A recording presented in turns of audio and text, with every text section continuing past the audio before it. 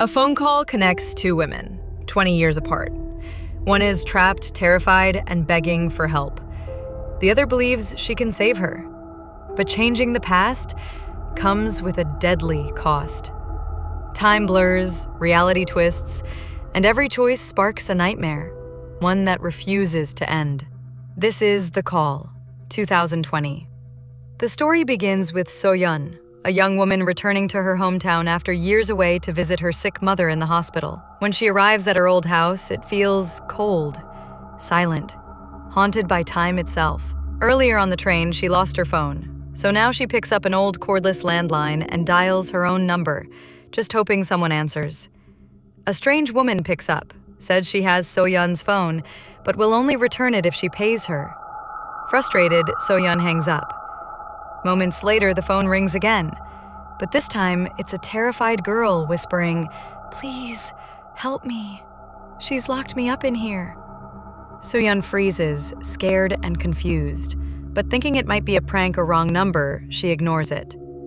The next day, she visits her mother at the hospital. Doctors say she has a brain tumor. Surgery is urgent but expensive, but their financial condition is poor. After her father's death, life hasn't been easy. So-yeon and her mother don't share a good relationship because she blames her mother for her father's death. That night, the phone rings again. The same trembling voice returns. "My mother is trying to kill me. Please, come quickly." Then the girl gives her address. When So-yeon realizes it's her own house, she gets frightened and hangs up. Still troubled by her missing phone, she ignores the call and falls asleep on the sofa. Then, we notice burn marks on her leg. Soon, strange, chilling noises ripple through the house, bouncing off the empty corridors. Cautiously, she moves toward to check, only to find the family photo frame lying shattered on the floor. As she tries to hang it back on the nail pierces straight through the wall and drops on the other side of the floor. That feels strange. Suspecting something's hidden behind the wall, she begins breaking the wall open. Behind it, she discovers a hidden basement. Inside, she finds a diary and a photograph of a girl named Young-suk. Its last entry, dated 1999. So-yeon takes the photograph she found inside to Sung-ho, who is a family friend and owns a strawberry farm nearby. He recognizes the girl immediately. "She's Young-suk," he says. "Her stepmother killed her years ago." So-yeon is shocked. That night, the same girl calls again. It's Young-suk, screaming in terror. "She's trying to burn me alive." At that very moment, So-yeon sees horrifying visions in the basement, flashes of the past. Young-suk's stepmother pouring gasoline, the room erupting in flames. The past and present are connected, through the phone. The next day, both women talk again, trying to understand what's happening. Then, they realize the impossible truth. They're living in the same house but in different time periods. Young-suk is in 1999, and So-yeon is in 2019. To confirm it, So-yeon tells her, "If you're really in 1999, there will be a plane crash today." Moments later, the same crash appears on the news. Both are shocked. They're truly talking across time. As days pass, they grow close. They share their pain, their loneliness. Young-suk speaks of her cruel stepmother tortured her and forced her into dark rituals. So-yeon shares that when she was a child, her father died in a house fire. Since then, she blamed her mother for leaving the gas on. The scene shifts. We're taken back to 1999. A younger So-yeon stands beside her parents. They've come to Young-suk's house, planning to buy it. But while this happens in the past, something strange begins in 2019. The old landline rings again. So-yeon answers and hears Young-suk's voice. "She's here," Young-suk whispers. "Your parents. They're in my house right now." So-yeon goes still, confused, scared. Then, through the crackling line, she hears it. Her father's voice, faint but real. So-yeon breaks down in tears. Hearing her father's voice after all these years shatters her. Then, a chilling realization hits her. In just a few days, her family will move into that same house, Young-suk's house.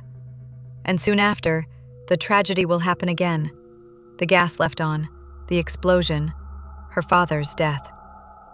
So she begs Young-suk to go back into the house, turn off the gas, and stop the fire before it starts. The next morning, while her stepmother was away, Young-suk escaped, boarded a bus, and reached Seo-young's house. Inside, Seo-young's mother was calmly painting her nails. Milk was boiling over on the stove, and her father was asleep beside little Seo-young. Just seconds before the fire could start, Young-suk rushed in, turned off the gas, and saved Seo-young's father's life. At that same moment, in 2019, Seo-young felt something shift. Reality itself. Her lost phone appeared back in her hand. The scars on her leg disappeared. And the house, once cold and ruined, turned warm, bright, and alive again. When she stepped outside, she froze. Her father, alive, smiling, gardening in the sunlight. The past had changed, and so had her world. Back in 1999 timeline, Young-suk found herself trapped once again, lonely, angry, forgotten. Her stepmother's cruelty continued, until one night, Soo-yeon discovered something horrifying online. An old newspaper article that read, "A stepmother has murdered her stepdaughter, Young-suk." Panicking, Soo-yeon called Young-suk and told her everything, when and how her stepmother would try to kill her. Soon it happened. Her stepmother crept into the room with a knife, but Young-suk was ready this time. She hid behind the door and struck first. She chopped the body into pieces and hid them inside the refrigerator. From that night onward, she changed completely. She laughed like a demon, ate as if possessed, wore colorful clothes as though trying to bury the darkness inside her. And for a while, it seemed like both women had saved each other. Soo-yeon had her father back, Young-suk had her freedom. But when you change the timeline, fate always finds a way to balance itself, and the balance always comes with chaos. In the present timeline, 2019, Sung-ho, the strawberry farmer, visits Soo-yeon's house, like he always does. But somewhere in 1999, the same Sung-ho, but younger version, carries the same basket of strawberries to the very same house, Young-suk's house.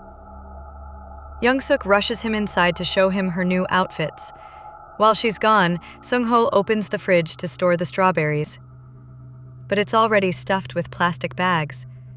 He hesitates, opens one, and freezes. A moment later, Young-suk appears. In a fit of rage, she kills him and stores his body with the rest. In the meantime, in the 2019 timeline, Sung-ho, who was still in Soo-yeon's house, suddenly disappears.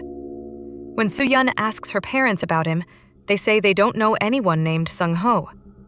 Confused, Soo-yeon checks the refrigerator, but the strawberries he delivered are gone too. Worried, she goes to visit his strawberry farm, only to find it completely ruined and abandoned. In frustration, Soo-yeon heads to the police station to report Sung-ho's disappearance. But there, she learns something horrifying. Sung-ho had already died in 1999, murdered by a serial killer named Young-suk. Back in the 1999 timeline, 2 police officers arrive at Young-suk's house to investigate Sung-ho's disappearance. Young-suk lies to them, pretending she doesn't know him. Later, Soo-yeon confronts Young-suk over the phone, accusing her of killing both her stepmother and Sung-ho. Young-suk denies everything. Soo-yeon tells her that she's read her future, that Young-suk will be caught and sentenced to life in prison for the murders of her stepmother and Sung-ho. Panicking, Young-suk demands to know how she gets caught, but Soo-yeon hangs up the phone and refuses to answer her calls. Consumed by anger and fear, Young-suk feels her freedom slipping away. She's not ready to face prison, not after finally escaping her stepmother's control. In the meantime, little Soo-yeon and her father knock on Young-suk's door, saying they're there to meet her stepmother and collect the house property documents. Still enraged, Young-suk decides to kill So-young's father instead. She lets them in, pretending to go call her mother, then suddenly attacks and set him on fire, killing him. Meanwhile, in the 2019 timeline, Soo-yeon was learning to drive with her father, but soon he screamed in pain and slowly faded away, disappearing into thin air. Heartbroken and enraged, Soo-yeon ran back to her house, only to find it reduced to ruins. The future had changed once again. Her father was dead. Back in the 1999 timeline, an enraged Young-suk had kidnapped the young Soo-yeon and threatened to kill her if the adult Soo-yeon failed to find the evidence of how she was caught for the murders within 1 hour. Frustrated, Soo-yeon abandoned the task of finding the truth and instead plotted her revenge on Young-suk. She lured Young-suk to a place in 1999 where a blast had previously occurred. The explosion repeated, engulfing the area once again. Soo-yeon fell to her knees, believing it was over. Young-suk was dead. But suddenly, her phone rang. It was Young-suk. She had survived the blast. Furious, Young-suk grabbed the little So-yeon. She poured boiling water over her, burning her across time. The girl screamed, the pain spreading through both timelines. She revealed the horrifying truth. So-young had turned on the gas that day, imitating the cartoons she had watched. She had killed her father. And for all these years, she had blamed her mother, then threatened her with one last chance. So she broke into the police station and stole Young-suk's case diary. Then she called Young-suk and told her exactly how she had been caught. Back in 1999, the scrap man had found the blood-stained knife used in the murder. But before he could report it to the police, Young-suk appeared and killed him too, erasing all future evidence. In the 2019 timeline, the police reports disappeared. Young-suk's name was cleared from every murder case. The future changed once again, this time in Young-suk's favor. So-young's ruined house turned new again. But this change came with a horrifying twist. Since Young-suk was never caught or killed in 1999, her older self now existed in the 2019 timeline as well. She had become a serial killer across 2 different timelines, and through that same cordless phone, both versions of Young-suk could talk to each other, just like she and So-yeon once did. Back in 1999, So-yeon's mother went to the police station to file a missing person report for her husband and daughter, who never returned home after visiting Young-suk's stepmother's house to collect property papers. The police began their search and reached Young-suk's home, but found nothing suspicious. Before leaving, So-yeon's mother used Young-suk's phone to call home, hoping her family had returned, but the voice that answered wasn't her husband's. It was So-yeon's voice from the 2019 timeline. Hearing her mother's voice, So-yeon panicked and screamed, "Mom, run away from that house right now!" But before she could finish, the older Young-suk from 2019 attacked her from behind. Meanwhile, in 1999, it was already too late.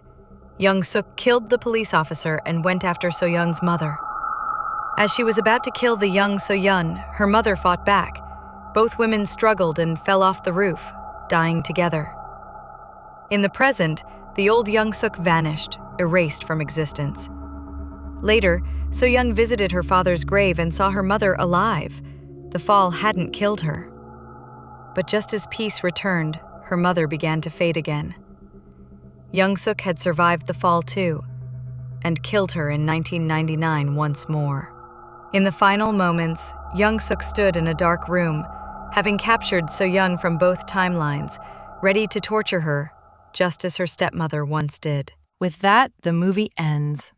Please like, comment, and subscribe for more. Thanks for watching.